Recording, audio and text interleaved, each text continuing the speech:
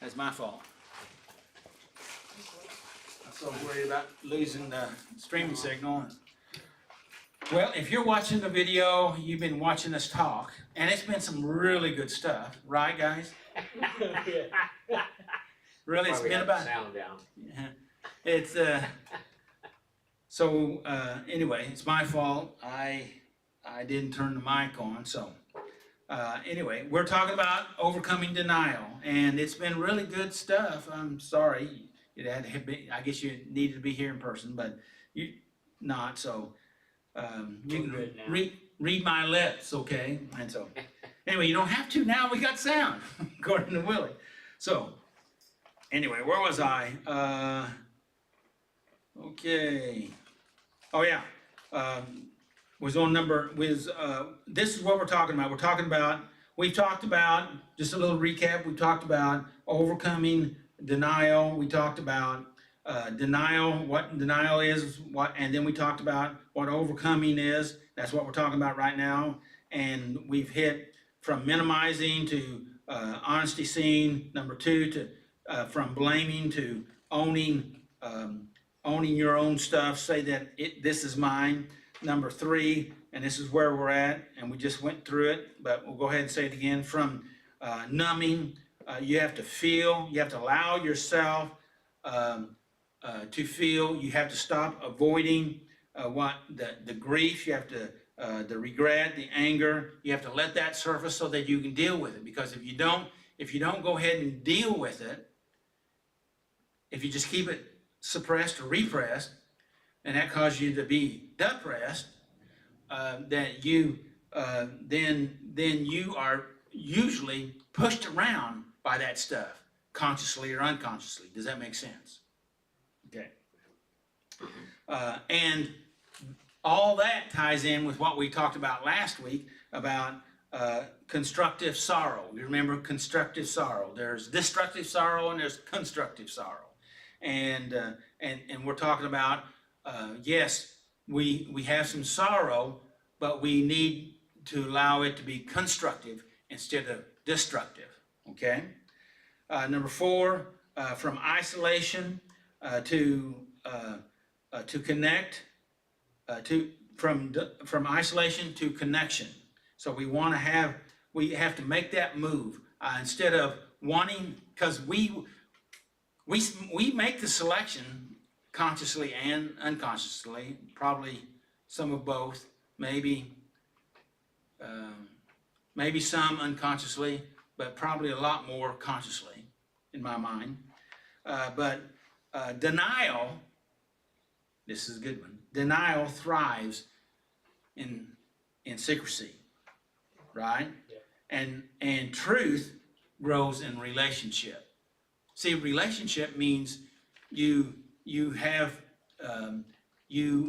start a relational opening with someone or several someones, and you start to grow.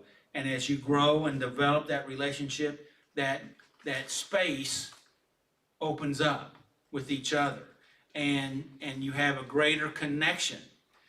Because then when you do that, one thing about relationships, yeah, you have the threat of being exposed, okay?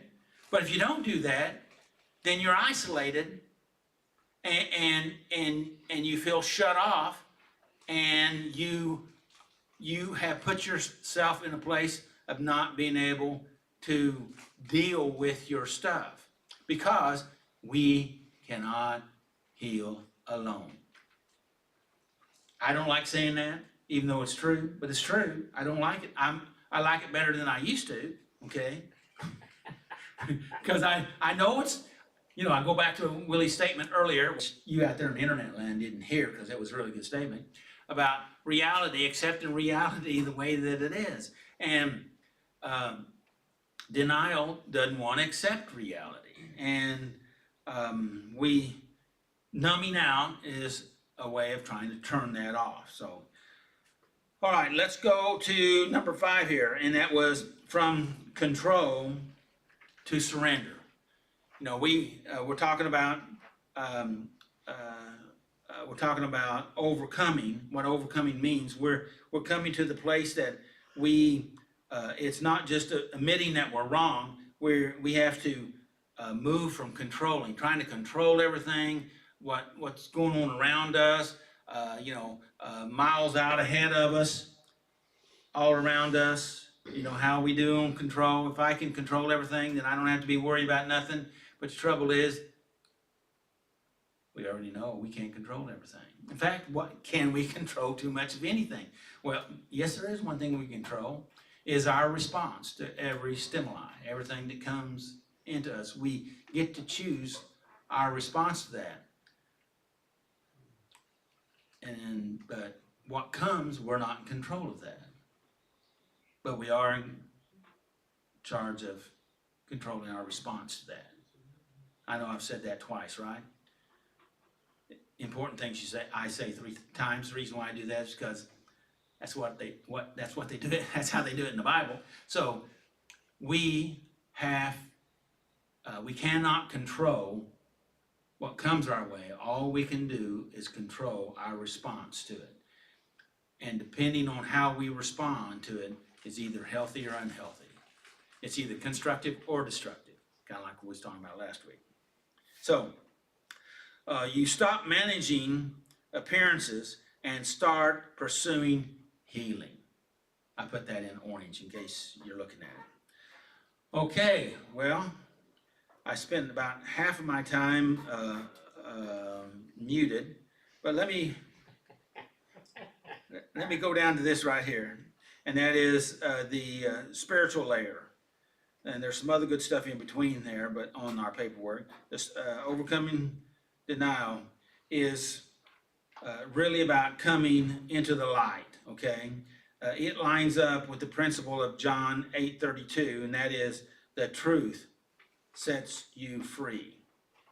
Okay, I like one translation that says makes you free. The truth makes you free. I like that in particular, that translation. But notice that the truth doesn't feel freeing at first. You were talking about that a while ago, Robert, when we weren't able to be here on the internet, and it was really good. By the way, this is what Robert said earlier was really good. By the way, you got that on the internet. It said, but it doesn't feel at first like it was good. It feels exposing, right? It feels like we're being exposed. Yeah, we're vulnerable. We're being exposed. That we've been hiding in the dark is now being brought into the light, and to have healing in our life, whether it's physically, mentally, emotionally, socially, financially, is to come out of the darkness into the light. Would you not agree to that? Yes. And so it says, but exposure is not the same as condemnation. Okay, condemnation is in the Greek is katakrio, is spiritual death, physical death. Okay, and that shame, exposure here is that we're opening up to allow the healing to come in. And this just popped in my mind. I know that Jordan Peterson, I heard him talk about this many years ago, that he said that there was a study done in North America, and I'm talking about, United States and Canada, and I'm assuming Mexico also, because it's part of North America, whether we realize it or not. And so, but it said that the research was that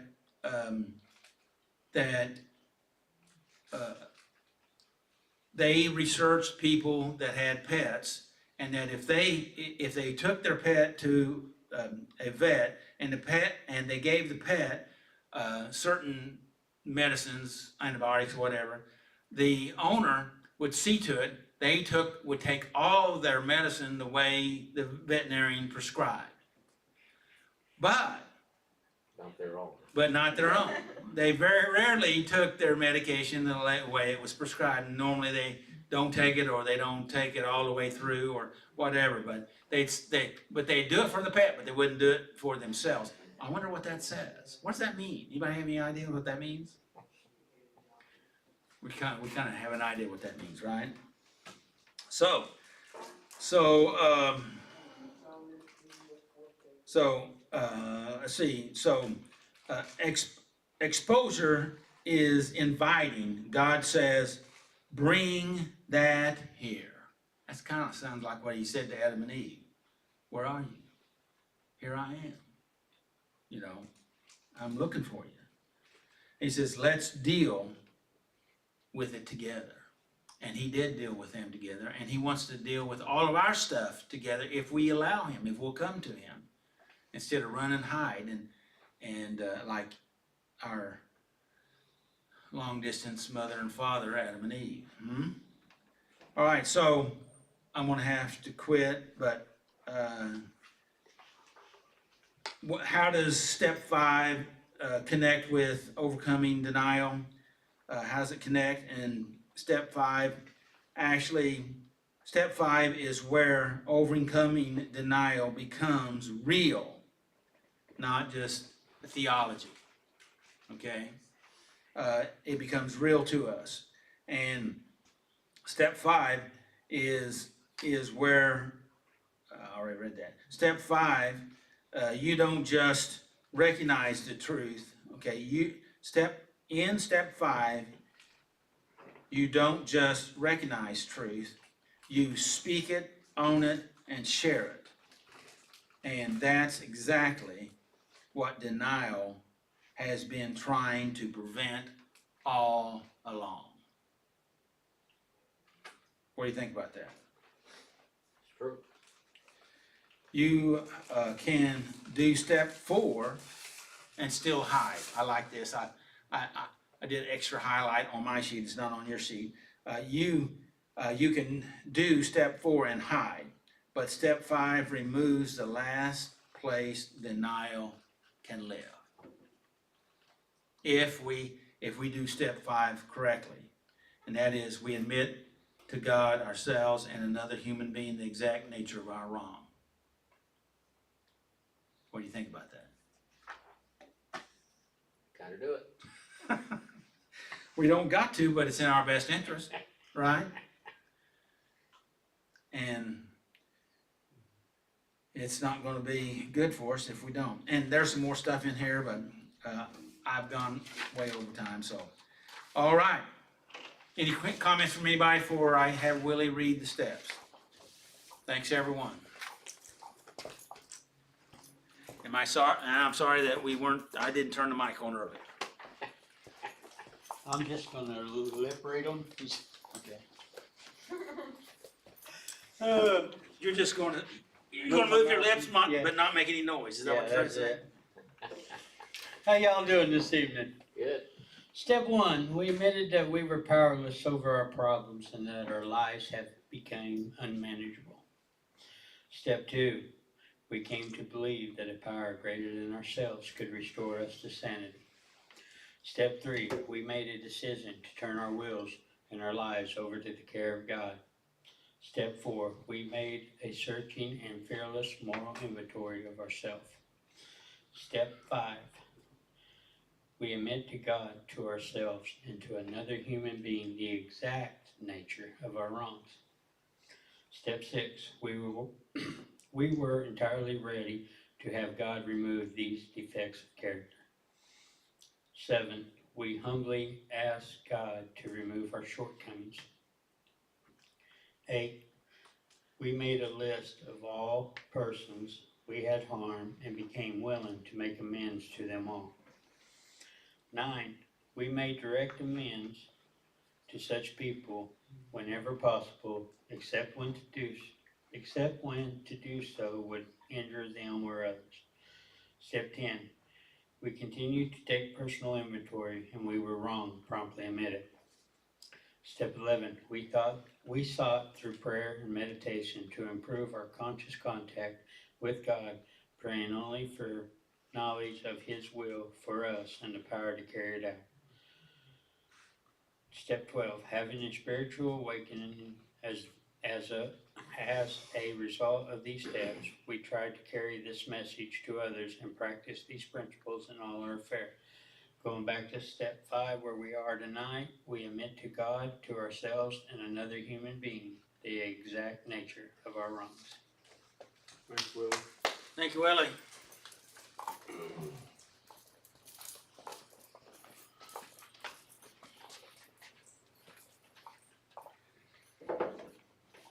Hello, everyone.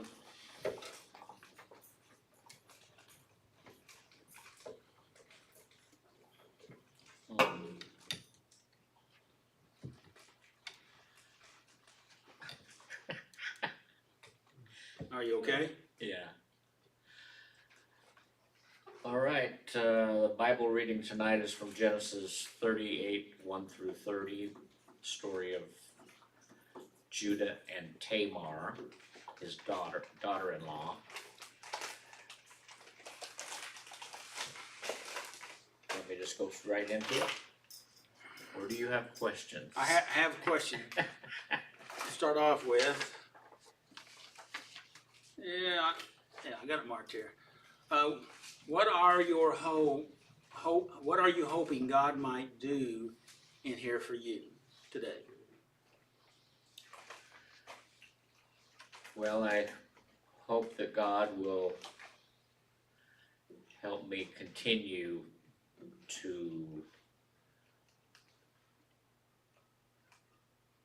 overcome denial, because like you mentioned earlier, sometimes when we slowly admit things and we try to paint the admission in a little different color light than it really should be. And I was guilty of that many times, but I think lately, I mean, the last 4 or 5 years, I've been a lot more open, and I hope that God helps me continue to be that way and not try to hide anything. Well, if you can and if you're willing, you know, because sometimes, you know, your statement there could cause people to say, well, I wonder how that happened, and that is that, do you have any idea what facilitated or,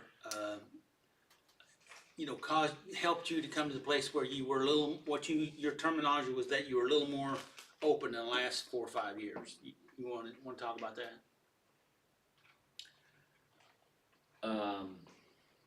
Yeah, just one little example.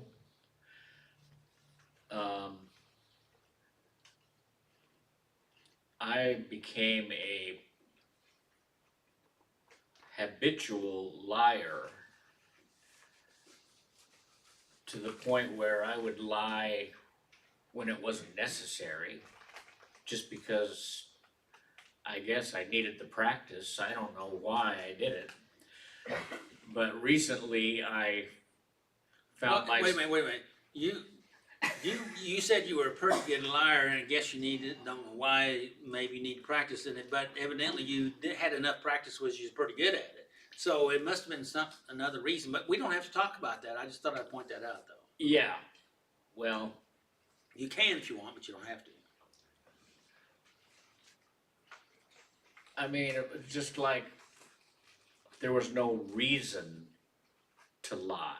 It's just, Got a question. okay, go for it.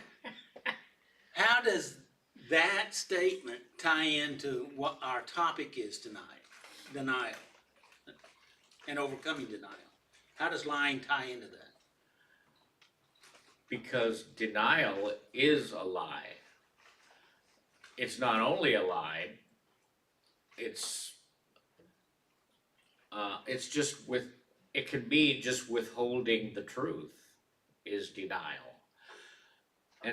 But I got so in the mode of denial to my family or to anyone I was talking to, I didn't want to discuss my problems outwardly. I just wanted everybody to think that I was fine, and if somebody asked a question that made me uncomfortable, I would just brush it off and say a lie and like say, oh, you misunderstood that and try to come up with some story to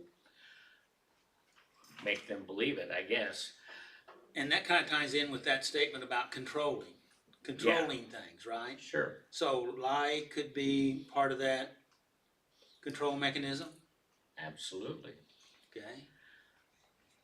But That puts some things together, doesn't it? yes. But let me get to the good part. Okay, I'll shut up. But not too long ago, I found myself talking to a friend from church, and he asked me a question. I don't even remember what the question was.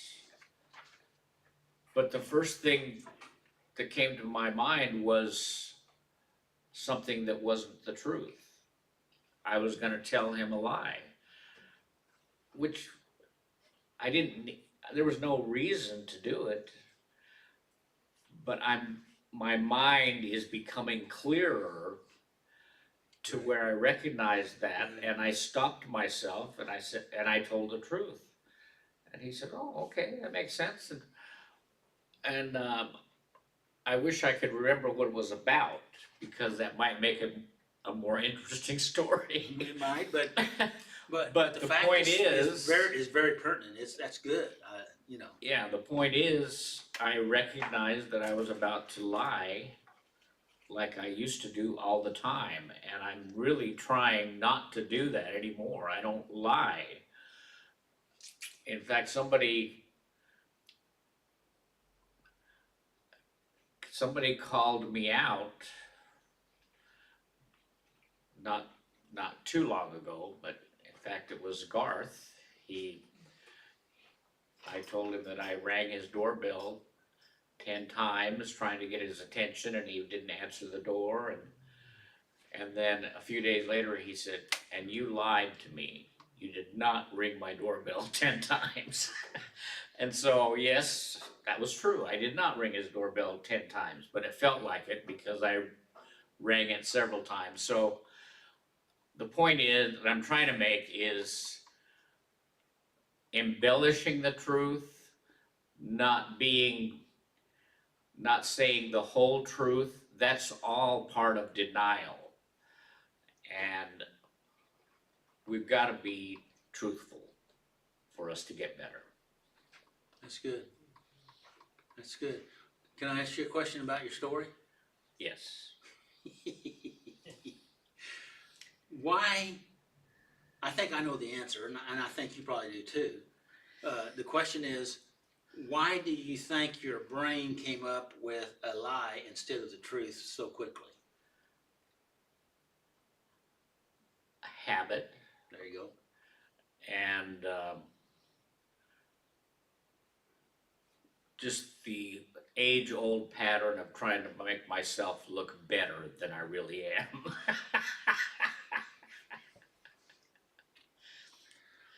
At least that's what you think you look bad, and so. Yeah. All right. Thank you, Robert, for that. I appreciate that. Now we can begin. I'm sorry? Now we can begin. Okay.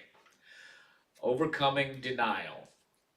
We admitted to God, to ourselves, and to another human being the exact nature of our wrongs. Admitting our wrongs to ourselves can be the most difficult part of step 5. Okay. Do you agree or disagree with that statement? Absolutely. Why? Because if we admit it, then it becomes truth, and we have to do something about it. Okay. I want to say hi to someone I saw on our, and I was thinking about you today, Matthew, and I just want to say hi. Hope you're still on there, but be nice to see you back here again on Saturday night. So, all right, go ahead. Denial can be blinding. How can we be expected to admit to ourselves those things we are blind to? Okay. Any thoughts on that?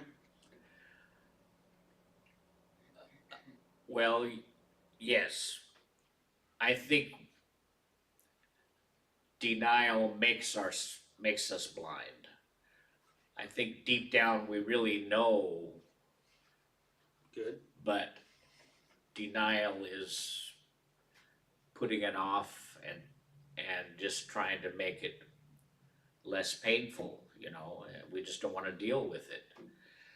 Or in my own case, I didn't want to admit that it was a problem that I could not handle. I figured I could handle it and make it so that I would be a more normal person who could gamble in a moderate way. I never wanted to admit that I didn't have control over the gambling. Well, I finally did. I had to. There was no, if I ever wanted to come to a place of a more balanced and acceptable life, then I had to realize that I didn't have control over it. That's the first step. Yes. The word that was in my mind was sanity. Yeah. Sanity, right? You think it was a good word? Yeah. Sanity is a very good word. Okay. Insanity is what I have dealt with along many years. So it's nice to be a little more sane. Yeah. these days. Yes. I've got down here, it says, the honest answer is that you usually can't recognize when you're blind, okay? You need some help. You need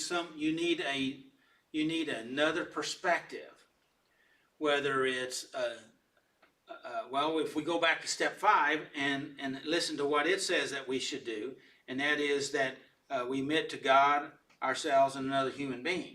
So we need another perspective in our life, whether it's God or another human being, okay? Because sometimes if we blinded ourselves so much that we can't see, then we need some help to see. Does that make sense? And if I can't see it, you know, there's been times where somebody told me to get something, and I'd go to where they said, and I said, well, I don't see it. Well, they can come in, and it's right there in front of me. I couldn't see it. And why is that? I don't know, but I didn't see it, or at least I didn't think I saw it, right? You know what I mean? And but someone with a different perspective did see it, and then as soon as they saw it and reached for it, I could see it then. Yeah. Isn't that weird? It is weird. Maybe I'm just weird. So, that happens a lot in some of my business work. I see things that other people can't see. And I say, well, what do you see right there? Where? Right there. Yeah, I see it. I didn't see it before. It happens all the time, right? Yeah. Okay, go ahead.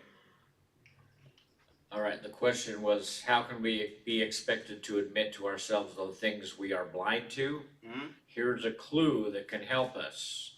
We will often condemn in others Mhm. the wrongs most deeply hidden within ourselves. And What do you think that means? that means, okay, someone who is a compulsive gambler like me and is in denial will easily point out someone who has a problem with gambling. But I won't point to myself until I finally admitted to myself that I Right. was a compulsive gambler. Okay. Good. According to ancient Israelite law, a widow was entitled to marry the surviving brother of her husband in order to produce children. This, So what do you think that means? That means it was just a means to protect the family name Right, so that the children would carry the family name and inheritance forward. And it wouldn't just stop because the husband died without the wife producing a child. okay. Good answer. Good answer. Oh, okay. This custom is described in detail in Deuteronomy 25, 5 through 10. Tamar had been married successively,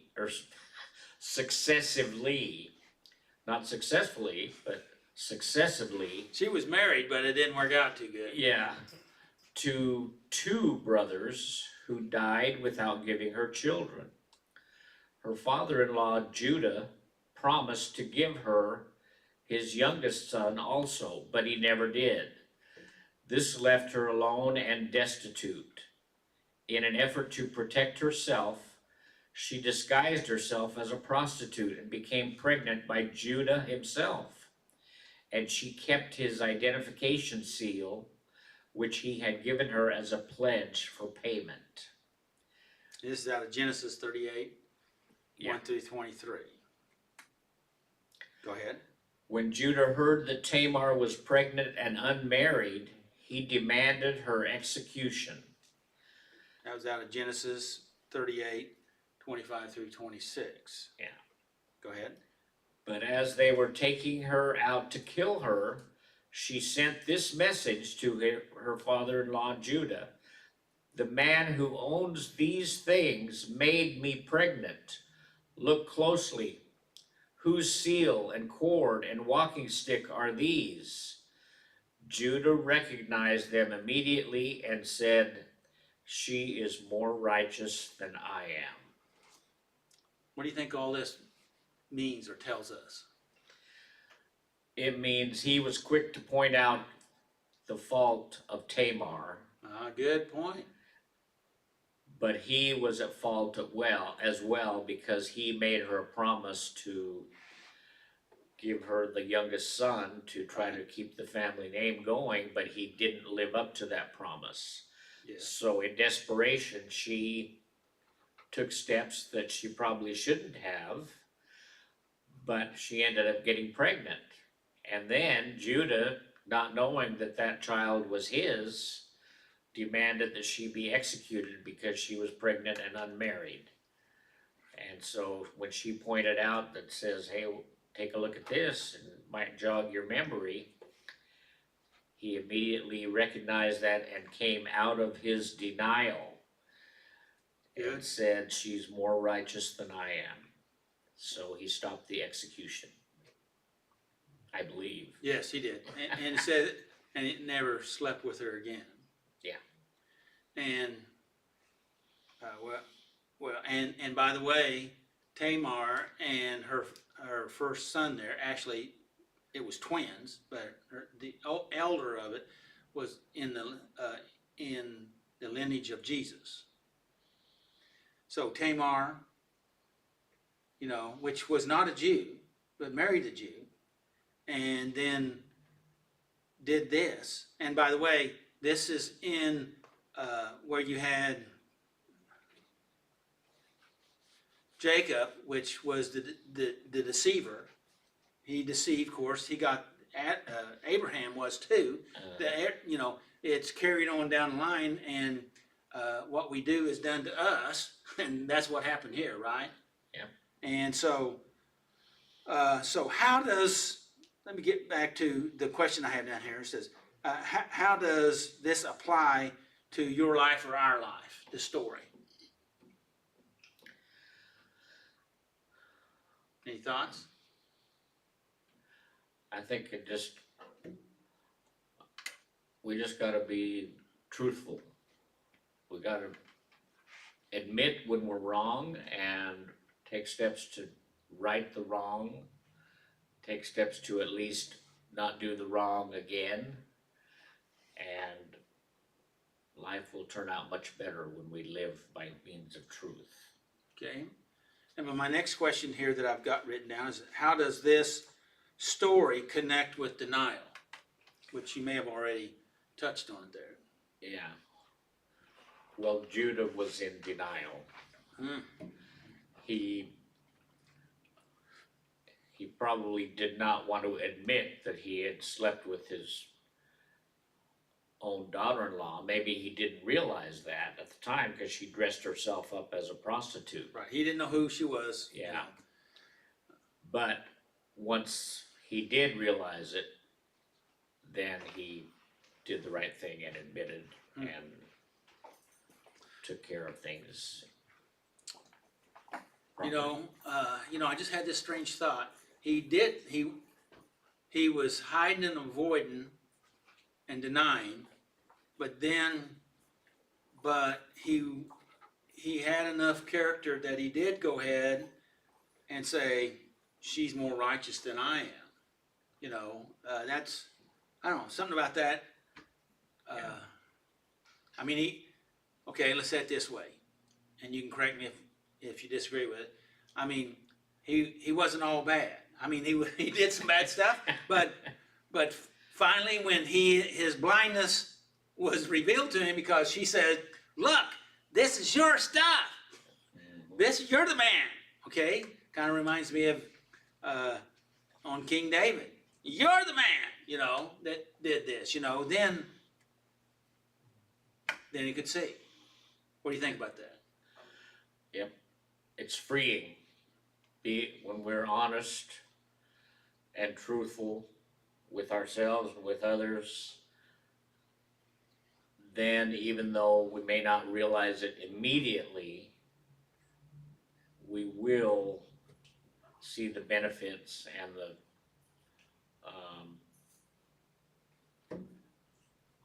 why it's the right way to live. Things are better. Life is better when you're truthful. And we think we have twisted up lives, which I'm not saying we don't, but I mean, if you knew all the background story of what went on here, because Judah going and living in the country with, I think it was the Mennonites here, and then taking, a wife there, and then, I mean, I got the feeling this was not an unusual practice, okay, of using a prostitute, so, but yet, he was in the lineage of Jesus' birth. I mean, and think if God can use messed up people, he can use us too. What do you think about that? Yeah. Go ahead. And I think even there's verses in the Bible that describe Jesus as the Lion of Judah. Right. So referring to his lineage, he's the lion that came out of the tribe of Judah. And he did some other things that was really good, but it was sometimes it got down to where it was like a force type system, but he did it, okay, and maybe that's what we do to ourselves. We discount even though when we finally do something right, we minimize it or discount it because we avoided it to start off with, right?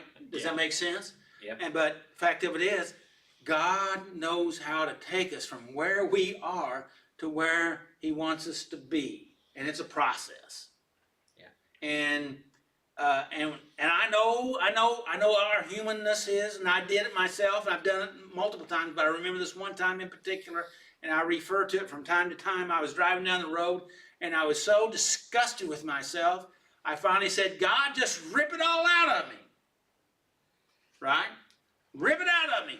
And then as soon as I said that, I thought, no. If you rip it out of me, there's nothing left. And then I said, no, go ahead and do it anyway. Oh, wretched man I am, who will deliver me from this body of death? I know that's a little dramatic, but it was dramatic. We are in process, and sometimes it feels like a tortured mess sometimes. But that is the healing. Is it not? Isn't that healing? Yeah. Even though it was painful, it was, you know, it was back and forth. But that's way better than always staying a long ways away, hiding out, numbed out, avoided, angry, distorted. Yeah. Okay, I'll shut up. Go ahead. It won't be easy to be honest with ourselves. Jeremiah 17:9 says, the human heart is the most deceitful of all things and desperately wicked. Now, I want to talk about this just for a second. I looked it up in the Strongs, and on my sheet here, it has the heart there, the word for heart, it's H3820, and it says the inner man, the mind, the will, the heart, okay? Now, in the ENT Bible, that's the New English Translation, it doesn't have heart in the scripture there. It has mind, okay? It says the human mind is the most deceitful of everything, okay? And in the NET, it emphasizes that our rationalization and logic are what deceives us, not just our feelings. Okay? Now, you know, I've been looking at this for a long time, because they in the scriptures, particularly in the Old Testament, sometimes they refer to the heart like it's our brain or our mind, and sometimes they refer to the brain or our intellectual aspects as being the heart, and then it also refers to our kidneys, you know, and our bowels, and all these different aspects of things. But I really, and I guess you can tell, I really like this translation coming from the Hebrew, that this is talking about the mind, which makes real good sense to me. And it's not just our feelings, but it's also our brain, our intellect, our rationalization, our logic, because we can get twisted up in our logic real easily and believe distortions or lies. And that's what we're talking about here, about denial. Yeah. You don't have to agree with me. That's just what I've read and what I've come to. But I think it's really something to consider and look at. Comments or questions? Oh, go ahead. We can look at those things we condemn in others as a clue to Yes. what may be lurking within ourselves. What does that mean to you? That means, I think there's an old saying, if you point the finger at someone else, there's three pointing back at you. It means if you are quick to condemn something in someone, before you speak that, heaven forbid, you should look at your own self and see if that's something that you need to work on. Good. Strong indicator. Wouldn't you Yeah. agree? Mm-hmm. Go ahead. That's it. That's it? Yes, that is it. So, what did you learn from this lesson?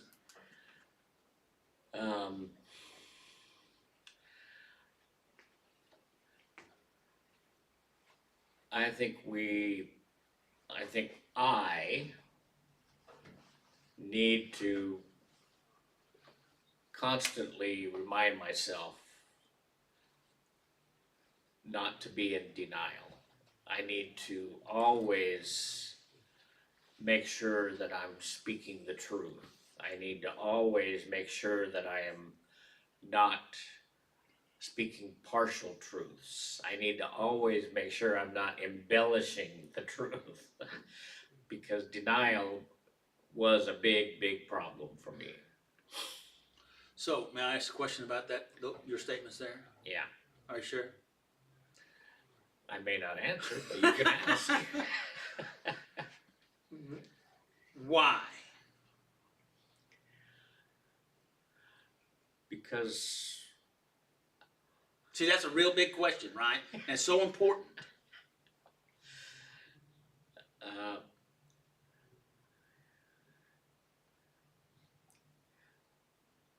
because I want to be free. Good.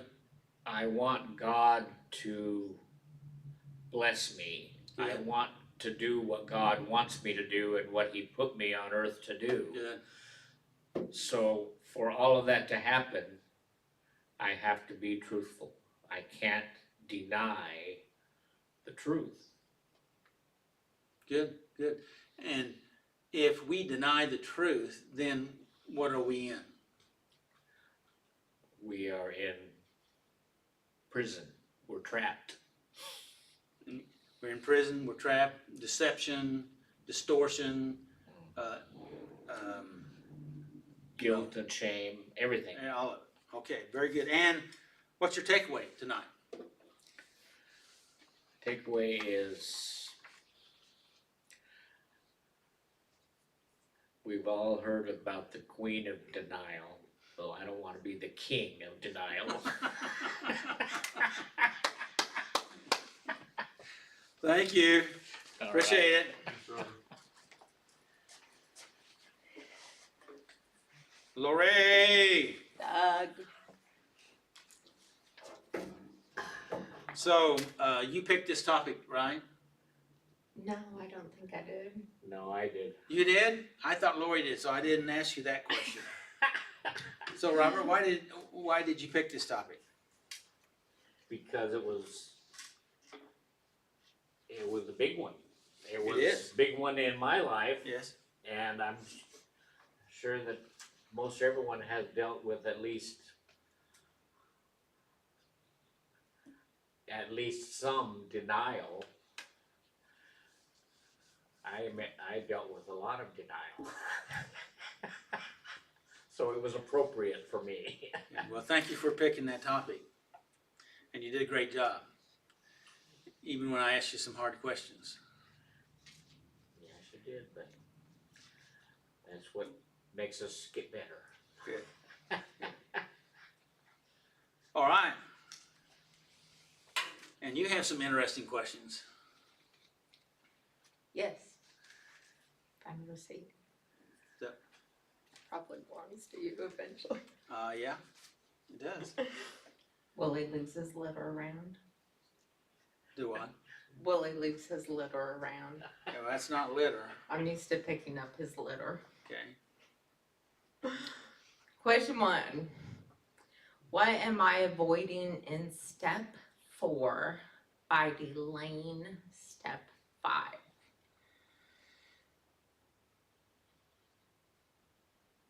Probably this whole lesson that we've talked about tonight. Because the answer I wrote down no longer is the appropriate answer, I guess, after listening to this. Originally, I wrote down, I'd like to think that I'm not avoiding, but if I was, it would be because I haven't started to deal with it yet. Which is still accurate, but now I also need to add, because I just haven't,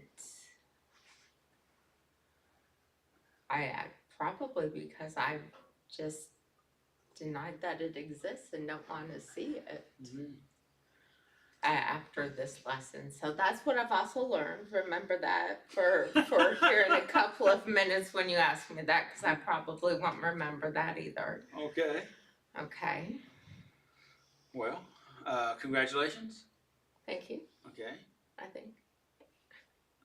Well, I mean, you have It- clarity, Yeah. clarity in something that you didn't have before. I do, cause you said you haven't done this lesson since 22 or something I like that. think it was something like that.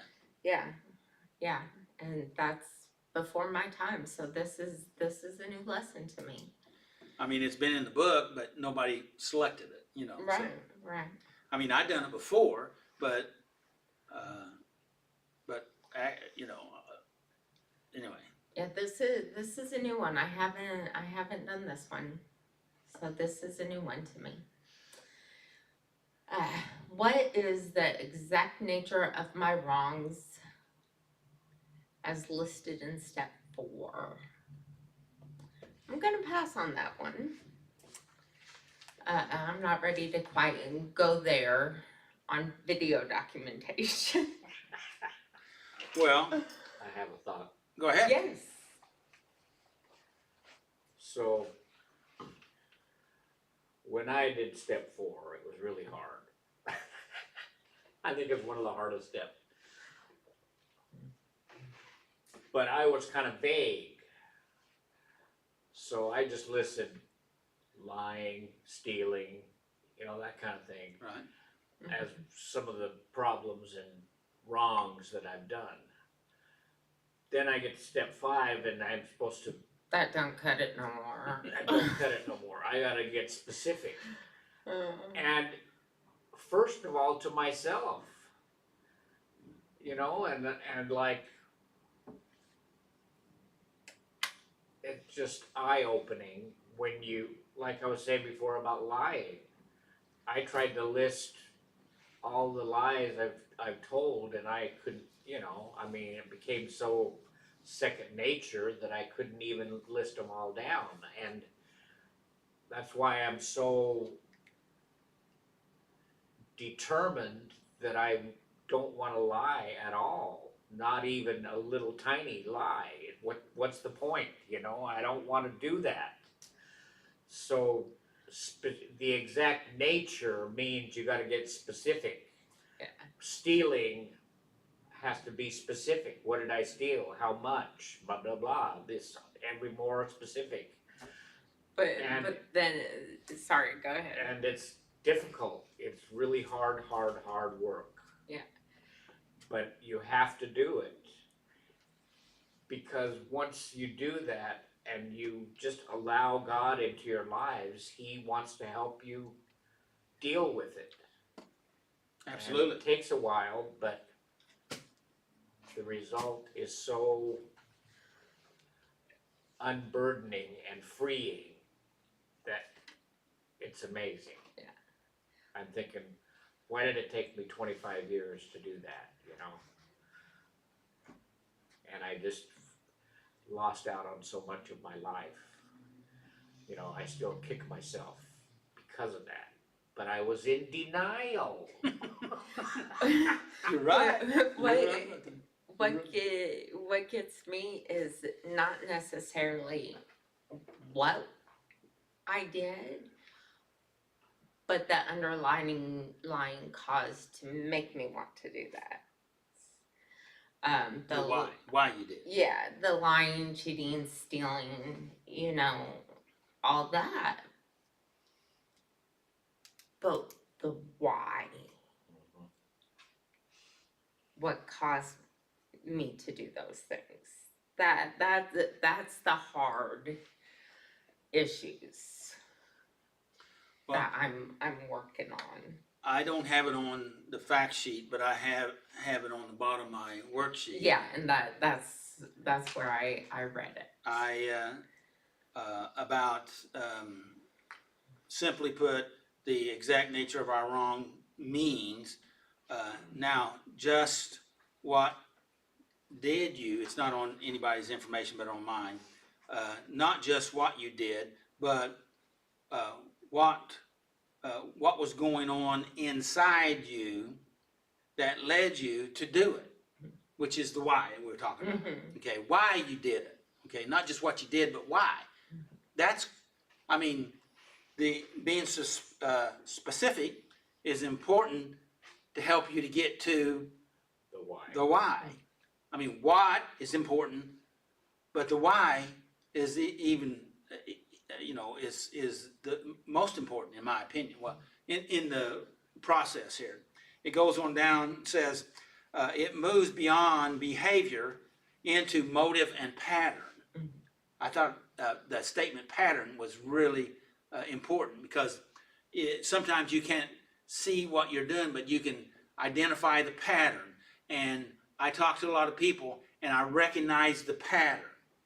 Okay, one specific thing doesn't maybe you don't key on it, but you start seeing the pattern. And I can, in talking with people, I can repeat back to them the pattern. And when you do that, like in a pattern, then they see it oftentimes, where they were denying it before. You know what I'm talking about? And it says, think of it in layers. It's got 3 layers here. It's the actions, the motives, and then the pattern. Okay? And we're talking about the exact nature. The actions is what did I do? Okay? The motive is why did I do it? The motive. And then the pattern is what does this reveal about me? I circled that twice. You know, the pattern, what does it say about me? Okay? Avoiding the truth, seeking approval, protecting yourself at all costs. So instead of saying, I messed up, we really should say, I acted out of fear and tried to control the situation by being dishonest. That kind of nails us to the wall, right? I said us. Okay. That's the exact nature. It's honest. It's specific, like you said. It reveals the heart behind the behavior. Okay. And in the context of step 5, this is where what breaks denial is this. It removes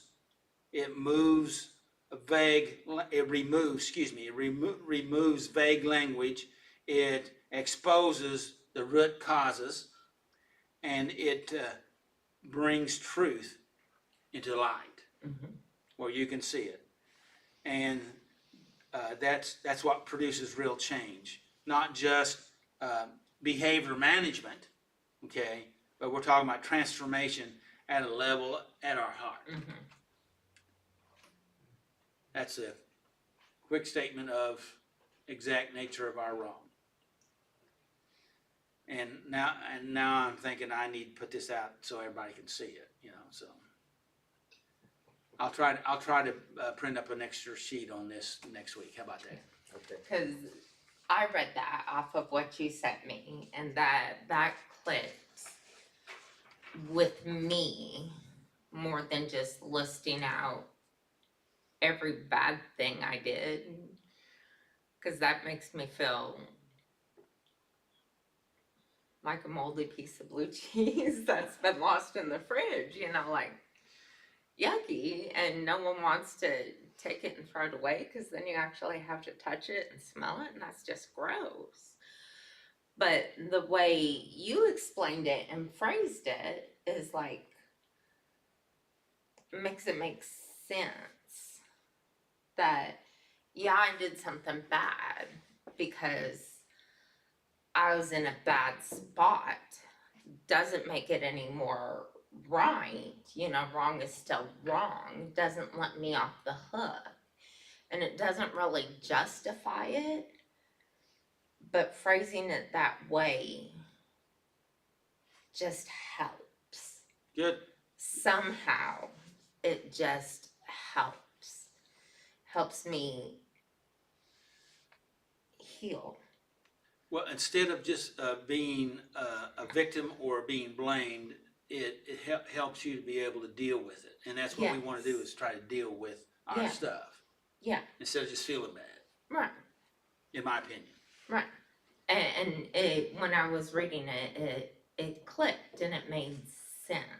Okay. So it's a starting, for me, that worked, that's gonna help as a starting point. Moving forward, like I said, this is the first time I've been introduced to this lesson, so that's gonna be a good starting point. I didn't have any more room on that fact sheet, so I just put it on the bottom here, and I thought, if I get a chance, I'll go over it. And so I got a chance because you kind of set me up there, so I hope I didn't take too much of your. No, I'm glad you did, cause that was very, very helpful for me. Number 3, what interferes with my being honest about myself? Pride. I'll admit that one, pride. Tell me what that means. I don't want to think ugly about myself because I try not to be an ugly, bad person. You know, I've never wanted to be, but I've done some ugly, bad things. Right. You know, and when you have to go digging through that fridge to find the ugly, bad smell, you find it and you have to be honest and pull it out and say, ooh, that's gross, and deal with it. Same thing with You don't your, have to. You can shut the door. yeah, but then it's still And gonna then it gets be worse. there Yes, and yeah. get worse, Yeah. you know? And you have to be honest and pull it out and deal with it. But- Or it's, But the question of what does that mean when you say pride? Usually there's a specific something there that we don't want to be revealed. well, yeah, I know. And I'm not saying that we need to know what it is you want to be revealed, but shall I keep talking? Shall I keep talking? Or shall we just table this discussion? No, you can keep talking. Alright, sure. No one wants their ugly revealed. I Because- mean, because- it's- Because there's a why in there. Why is it that we don't want that bad or ugly or stinky part revealed? Why is it? 'cause it's just that. Yeah, no, it's more than that. Well, then enlighten me, Dad. It's fear of failure, fear of rejection, fear of not being accepted, which is another way of saying rejected. Yeah. Loss of love, loss of esteem, all those type of things that, somebody's going to see how I really am. Everything I've worked so hard And- for is gonna disappear. We're afraid of that. Yes. Yeah. And so, and that's the reason why I asked the question about, you said pride, and because actually that was basically what this little thing I went through here about the exact nature is, what's the motive and what's the pattern, Yeah. it's because we're trying to hide, we're trying to avoid, because we're seeking approval, we want people, we don't wanna let them to really know me. I want people, I remember when I recognized this, I want people to love me, Yes. but they're loving me the way that I'm pretending to be, and because they can't love me if I am really me. And the trouble is, that's not fulfilling. That doesn't, because they're not really loving me, they're loving the false self me. They're loving the part of you that you allow them to see. Well, it's a false self. True.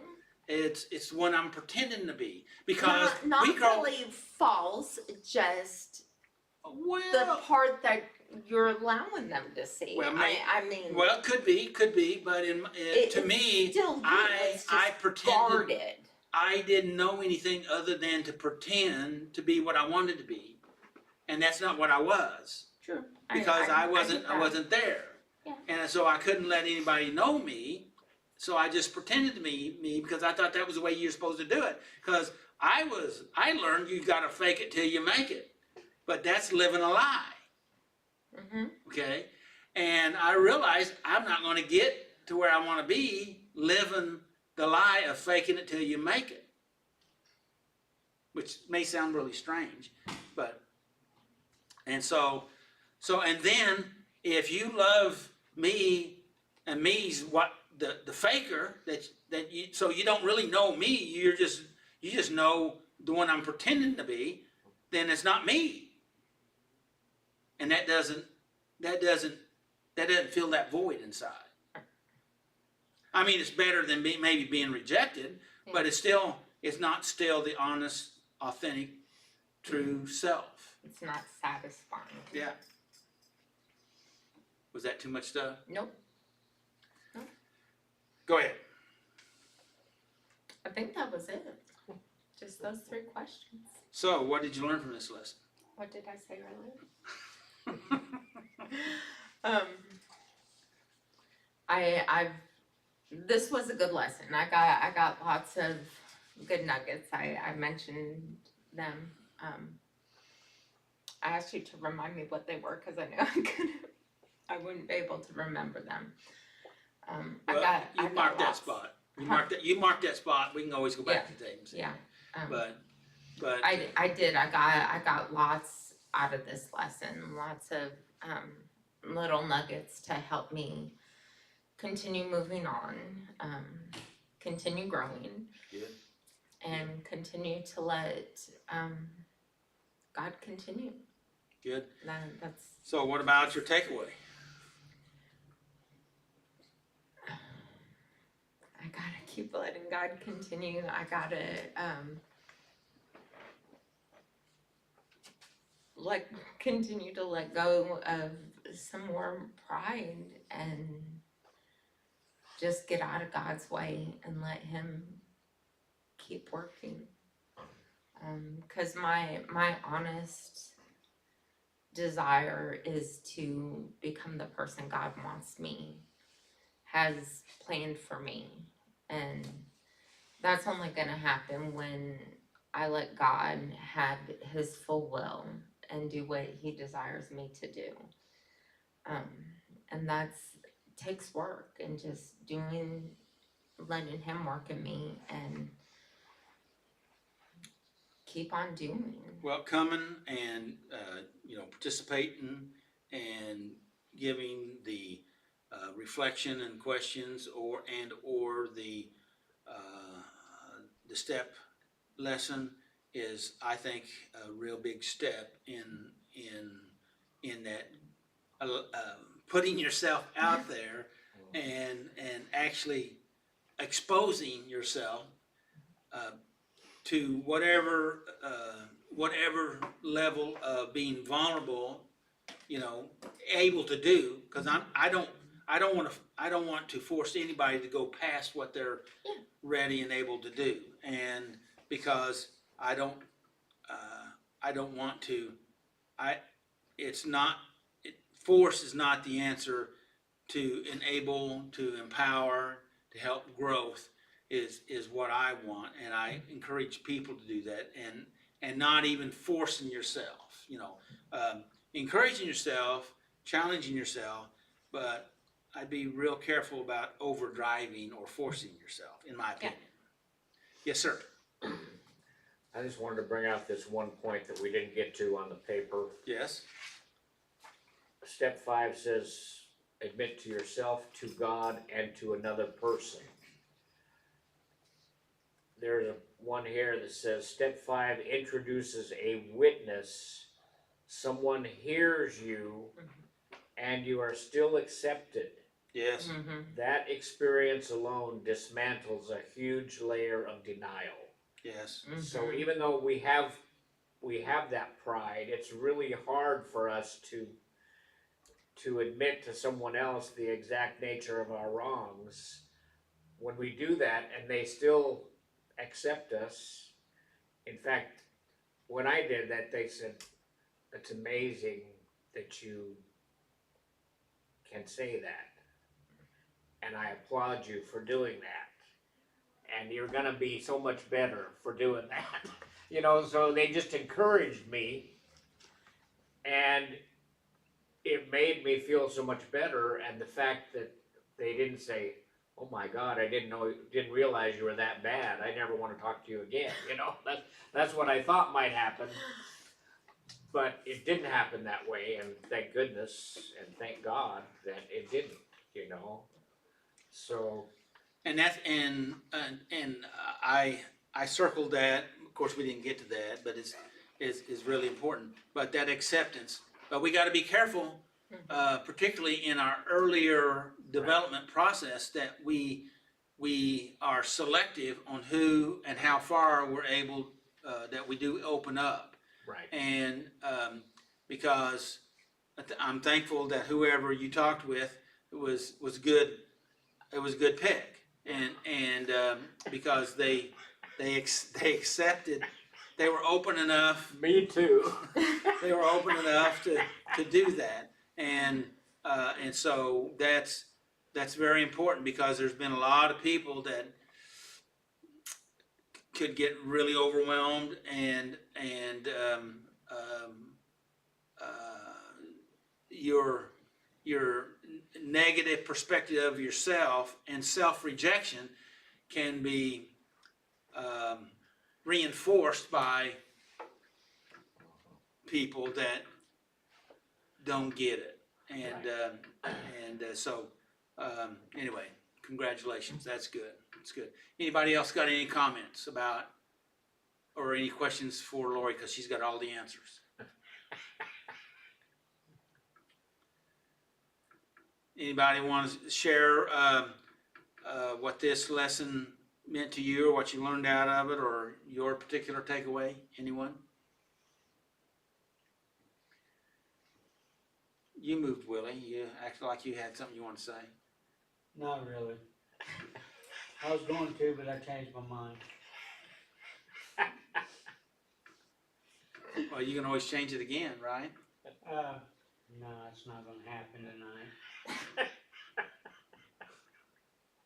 Okay, well, I'm afraid I'll, we're not here to force. Let's put it this way, I'll say it in the terms that I understand, but it might mess someone else's thinking up, so let's just leave it where we're at. Oh, okay, all right. Thank you, Lori, appreciate it. Always. It's not about me tonight. Thanks, everybody. And to the internet folks, sorry for my mistake on not turning the sound on. I messed up, so what do we got for next week? Unending Love, Unending love. Hosea, that's a good one, Yes. and it's gonna be you Yeah. and Lori, okay? She I'm did so probably good gonna on the convince him questions to let today. me teach it, cause I Do- like that one. Do what?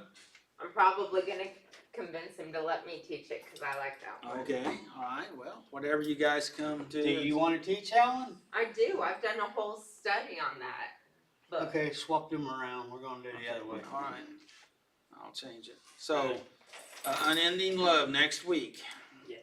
okay? All right, thanks, everybody. May the Lord bless you and keep you, and may His face shine upon you and give you His life and His light and His peace and His grace and His mercy. amen.